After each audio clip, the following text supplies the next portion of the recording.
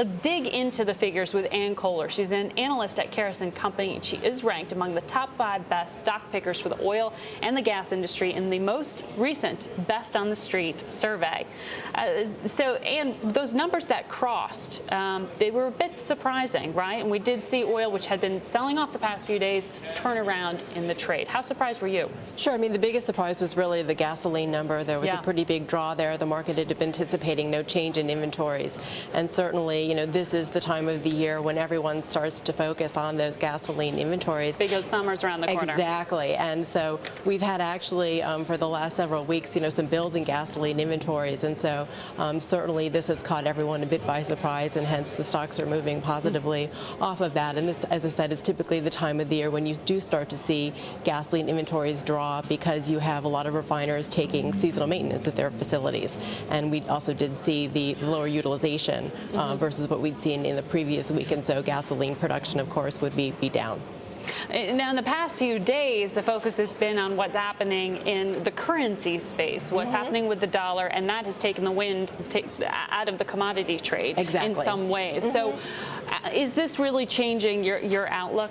No, I mean, certainly you do have two very conflicting things here. Yeah. Certainly the currency trade will continue to weigh on crude, and that is something that, fundamentals actually have had little to do with over the last almost 4 or 5 months. We saw oil move up quite dramatically in the fourth quarter. It was really more a reflection of the dollar and anticipation of an improvement in economics, and we really haven't seen fundamentals improve domestically or even on a global basis to sort of support that move.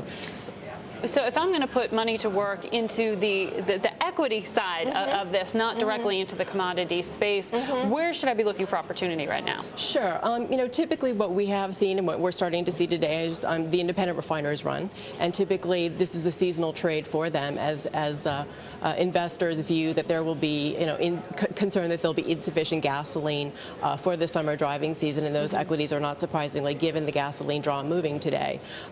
We do remain concerned about the industry, as we move into the summer, and that there is ample capacity available. Inventories, while they are down today, you're looking at gasoline inventories up near a 16-year high.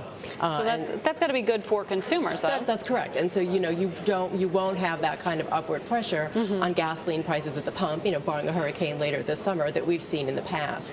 But, clearly, you're also running at 80% utilization. This is an industry that this time of the year should be running closer to, the 85%. So there's plenty of capacity, not only here in the U.S., but on a global basis, that if we see any sort of improvement in margins or demand, everyone is ready at the anxious with crude available to start putting that crude into their crude units and increase production. So, margin expansion and profitability for the group is probably a bit fleeting here, relative to some of the trends that we've seen historically. If there is ample supply of both gasoline and of crude at this point, what should we be looking for as a more accurate price of oil than this $80 a barrel mark?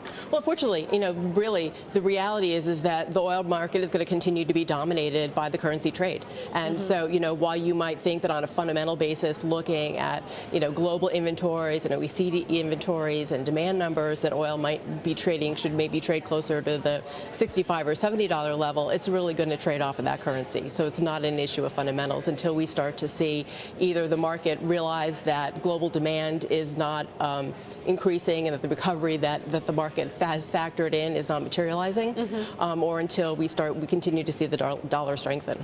All right. Thank you so much, Kohler, Caris Co, for joining us to tell us how to play the equity side of this and giving us some perspective.